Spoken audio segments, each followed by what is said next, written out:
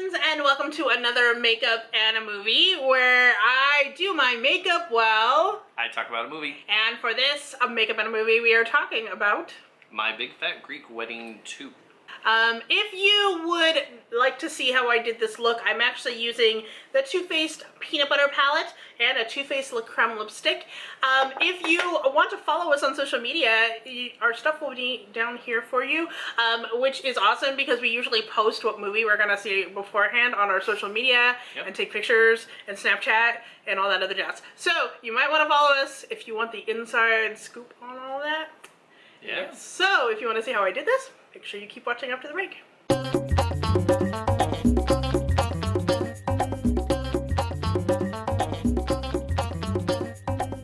It is now recording. So for my look today, I'm going to be using... What, are you not ready? Sorry. Good now. Thank you. So for my look today, I am using the new Too Faced Peanut Butter Palette, which I'm super excited to get. I've started collecting like all the Too Faced palettes that look like candy bars and other things. I actually have the semi-sweet coming, the chocolate bar semi-sweet, which I'm finally gonna get. And then, so that after that, I only have two more, and that's the Bonbon and the Peach, which I'm still on the fence about the Peach. I kind of want it, but I just don't know. For this palette, I did put swatches of it on Instagram if you wanted to see that, and make sure you're following me on Instagram. But basically for this look, I'm going to be using a variety of most of these shadows actually. Like for instance, we're going to use a Nuts About You right here. It's going to go all over the lid, and then I'm going to use, I think I'm going to use Jelly. I think that's what I did last night and I liked it. So we're going to use Jelly, this purple right here in the crease, and then we're going to use Peanut Brittle, which is this one right here, back on the lid to give it more shine, and then this one, which is Jammin', this kind of a darker purple, is gonna kind of like accent the crease a little bit more. And then I also use this one right here. This is Bananas, and I kind of use it as my transitional shade to kind of push it up. So that's what I'm going to be using for this one. You'll kind of see it as we go while we talk about My Big Fat Greek Wedding 2. I had no idea they were even making this movie until like a few months ago when they put that teaser trailer out, and I was surprised. But like a happy surprise, but it was still like apprehensive because you never know ever about sequels, especially like a movie. I mean, it's not surprising in a way because the first one was so successful. It's actually the top grossing domesticated rom-com of all time, apparently. That's what I was reading in Entertainment Weekly. It made a ton of money, and it was a big surprise because it was actually going to be just an HBO movie. Oh, yeah, yeah. And then Tom Hanks managed to push it to get to theatrical release, which was really great for everybody that was involved in that movie. It just really blew them up.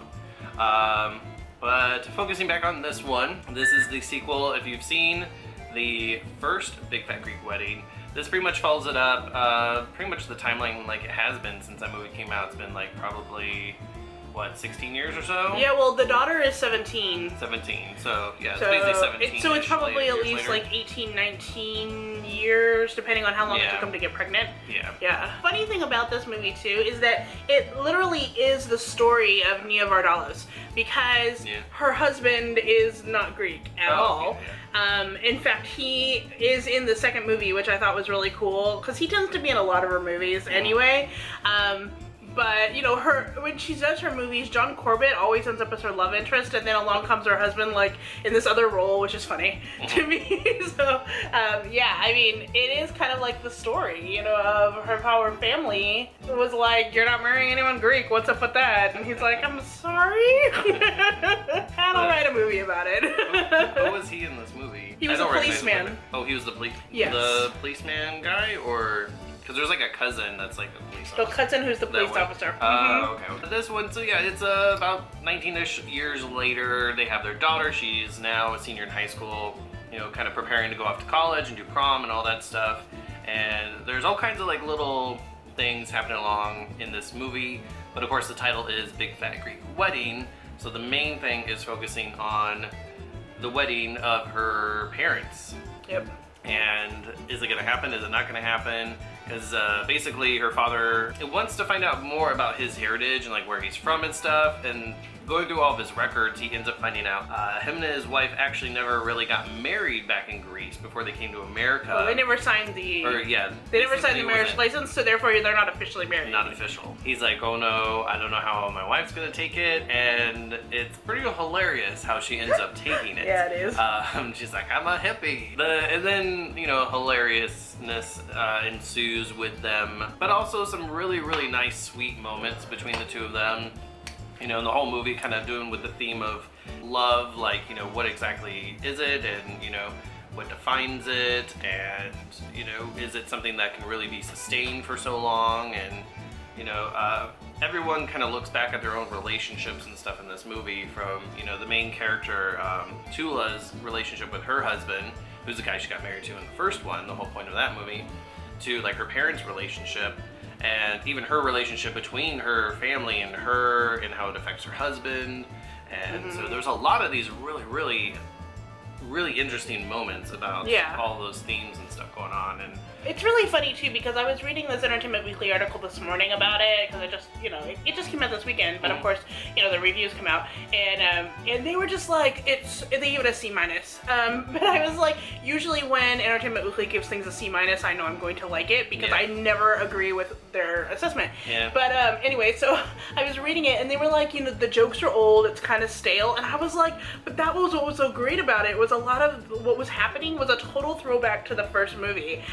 But like expounding on it with like the touching moments, and you know how it was more about the family, and especially if you guys remember the mom, the grandma Yaya from the first movie, she basically was running away the whole time, but in this movie they actually gave her more of a storyline, which I thought was great because of what happened to her.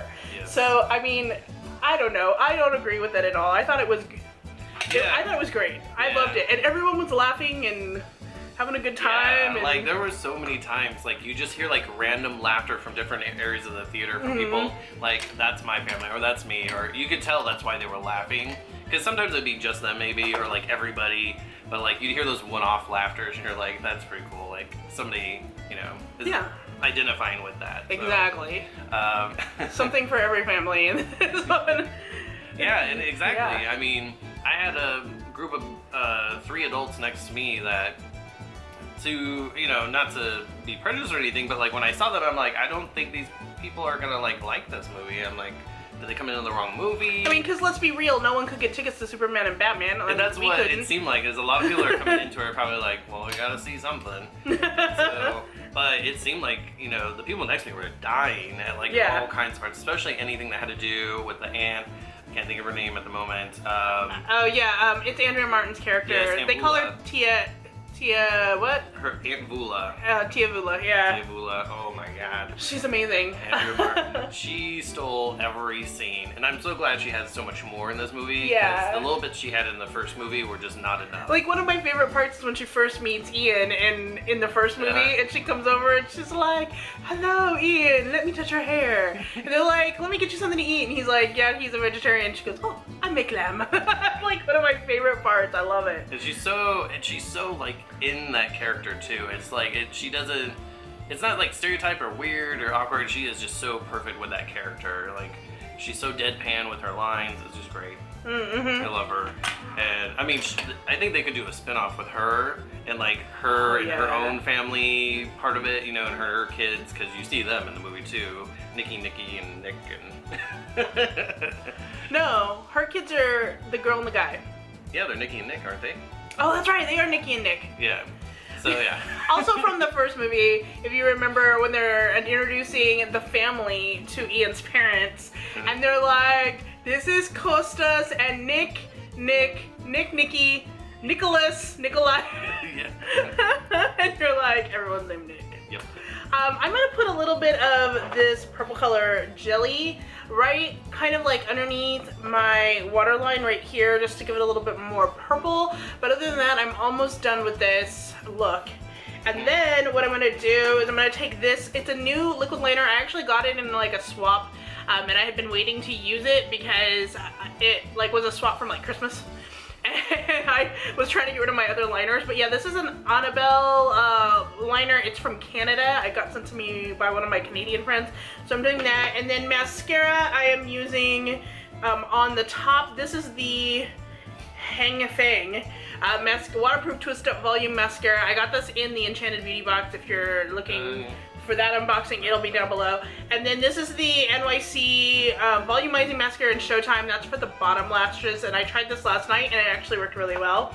And yes, that is where we are right now. Canadian eyeliner. Well, okay, so if you really want to make a connection between the palette I'm using and the movie, in the first movie when she wanted to go to college, to community college to learn like computer skills and things like that, there was like a backstory of how she would eat moussaka at her school, and people would make fun of her for eating the Greek food. So when she went to the community college, she actually ate sandwiches on white bread, and then she would sit with like some of the popular girls, kind of. That's what they alluded to. Like, they didn't really talk about it, but you could tell she was eating like a sandwich on white bread, and so I always thought peanut butter and jelly probably. So there you go. There you go. There you go. There you go. So yeah, actually the original movie came out in 2002. So yeah, but it doesn't feel, I mean, it feels like it was a while ago, but not that long ago. Yeah, it does. But yeah. So the storyline, yeah, we got her daughter in it, her teenage daughter, and she's dealing with that whole issue of like the empty nest kind of deal, because she's always been there as her mom and so close, and you know, she kind of turned into her family in that she was like kind of claustrophobic.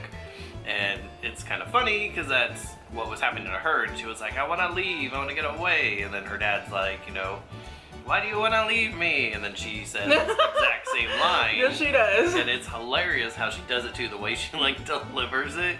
Like, everyone's like, so that's going on. Her daughter's trying to deal with the whole like, my family's this big Greek crazy family, and you know, she doesn't really want to identify with that, and kind of, you can tell by the way she dresses and acts and things like that, she just is trying to get as far away from that as possible, which is kind of normal, stereotypical with teenagers, you know, they, you know, kind of like a family. That whole storyline with her and her mom is actually pretty good.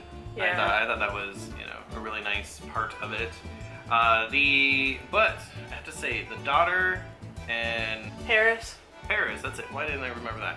So yeah, Paris, her daughter, and then Tula, Nia Vardalos' character. Were they wearing wigs, or is that just me? Nia Vardalos was not wearing a wig. That is her hair. If you've seen her in any, her hair is like thick. Yeah, that's really her hair. Oh, okay. I don't know about the daughter honestly, but yes, if you've seen Nia Vardalos in any movie, you know, the curls, that's totally her hair. Well, like, kind of at the beginning when her hair was, like, they're trying to make her look frumpy, it seemed like her hair was, like, fake in a wig. That may have been a wig, but honestly, you can, if you have curly hair, you can, all you have to do is tease it out and, like, make it. Okay. Maybe that was it. Yep. But yeah, I kept getting distracted by that. I'm like, this wig. Really? I don't know, it should get, like, Best Supporting Actress or something. But I don't know, that's just me. I always notice, like, wigs and bad makeup. Not, like, always, like, makeup, but, like, special effects makeup. I'll always notice that. I'll be like, someone went crazy with the bronzer. Well, not in this movie, but there was another one we saw fairly recently. Oh, yeah, there was. I didn't remember what it was, but I remember us going with it. Oh, yeah, the bronzer was so bad. We did not do a makeup in a movie on Allegiant, which we call detergent, which is really divergent, so maybe we should call Allegiant allergic. I was just so disappointed, and I didn't want to talk about it on camera, so we decided we weren't going to do it. That's why we missed a makeup in a movie week. Yeah. But yes, in that movie, there was so much bronzer, it was ridiculously horrible. Awkward. I don't know how I feel about this mascara. Yeah, it's a little... It looked pretty cool last night. This is not the same mascara I used last night. This is like, okay, here, I'm gonna show you and see if you can see this. When I pull it out, see how it gets kind of stringy at the end there? It's like, I don't know, and it's not really making my eyes very voluminous. I guess it's a good thing I'm gonna be wearing false lashes in this, but whatever, okay. Alright. Yeah, this could be like a generalized wedding look if you want to, I guess. So that was one of the other things I thought was interesting about this movie was like, in the first movie, like what they made her do for her wedding, how ethnic it was, you know, and like the dresses and I don't know. I don't know if you understand what I'm talking about, Yeah, but like, like, all, yeah. what they made her do. And then their mom was like completely kind of there, but not really, you know? Yeah, she was like going crazy. Like they had a wedding planner woman that was with them for a while, and every time they were going for something, they would like veer off from like the really nice, classy stuff to like stuff that was just outrageous, like the dresses and the cake and the giant pink limo. And she kept being like, "What is happening?" Like the planner woman. So that was a pretty funny moment. But yeah, that was kind of a little inconsistent with like how it was for Tula in the first one. So I'm using the Ardell Natural Demure lashes in a black. And that's going on now. Do you have some stuff to talk about? Yeah. So I like how the first trivia is like, the sequel took over 13 years to be made and contains mostly of all of the cast and crew from the first movie. Who wasn't That's in it? trivia? Like, why is that trivia? Who wasn't in it? That's the question. I don't know. I didn't recognize anybody not being in it. Yeah. So, I mean, if they were not. In fact, there were people that showed up that I was like, and I kind of remember you. In a way. But yeah, everyone was still really good and really funny. Two surprising faces in it that were new were John Stamos and Rita Wilson. Yeah. Played a couple in this movie. They were attending the same Greek church that they were going to. That was an interesting like new thing in this. Yeah, I think so. Yeah. I mean, Rita Wilson, she's kind of like, oh, well, yeah, of course. You know, they produced it, the first one and this one. John Stamos to me was kind of interesting, but I think John Stamos is really trying to make that comeback. You know, he's in Grandfathered and he's, you know, they're kind of in Fuller House right now, but yeah, I think he's trying to do. It makes sense though. I mean, he's Greek. Alright, so some of the trivia for this movie, originally when Nia Vardalos set out to make the sequel for this movie, because of course the first one made so much money, everyone was like, we've got to do a sequel. But she had already, you know, had My Life in Ruins, the movie that came out pretty much after that other one.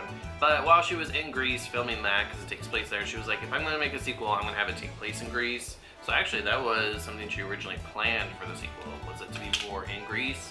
This one actually didn't take place in Greece. No. But that would have been interesting. That'd be like My Big Fat Greek Vacation or something maybe. Yeah. Like Can you imagine all of them in Greece? That would have been crazy. Yes. But I don't know if you guys have ever seen My Life in Ruins. I like it. Like that one, I Hate Valentine's Day, kind of have the same vibe as My Big Fat Greek Wedding.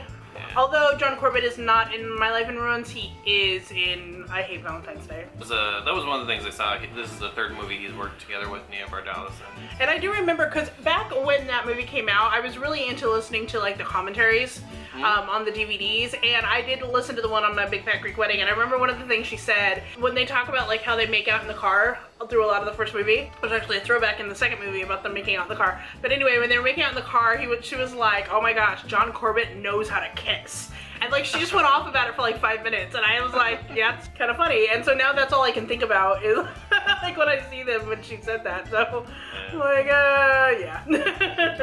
That's why I always like commentaries, especially if it's the actors, because getting their perspective on the different things when they have to sit there and watch it themselves is always fascinating, I think. Speaking of which, and this is going to kind of go off the subject, but not. So I'm reading in Entertainment Weekly, of course. There's a new podcast out called West Wing Weekly, and Josh Molina basically does a play-by-play of each episode of West Wing in this podcast with this other person, and then they're going to have guest stars of people who have been on West Wing. So like, for example, they might get Dule Hill to be on it and talk about the episode where he first shows up. But I'm like super excited because I love West Wing, and I used to watch it like, I don't know, I've probably seen it through about 3 times already. Corey loves it. It's one of his favorite shows.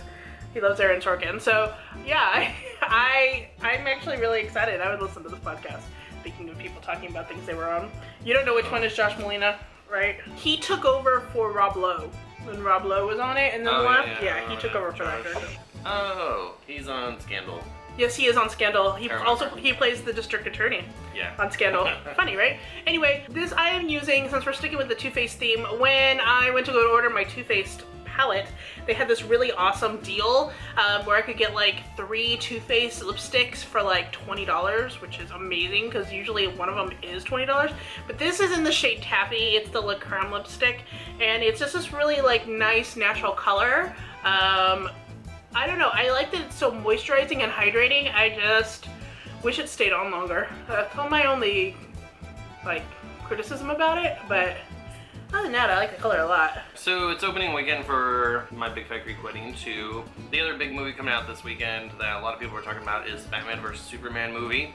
And a lot of people were thinking this was going to get just killed by Batman vs. Superman. It actually is doing really well. It actually made it made 7.2 million on Friday when it came out. Which is nothing to sneeze at for a movie's first day. No. They were projecting it to make about 15 to 19 million this whole weekend, which again, that is not bad for, especially something going up against something that big. Yeah. So. But it's also spring break, so there's a lot of people able to go to the movies Easter right now. Weekend, You know? Yeah, a lot of people are off, so a lot of people are going to be in the movies this Yes. weekend. So true. But yeah. Yeah. Happy for that. Yeah. So that is My Big Fat Greek Wedding 2.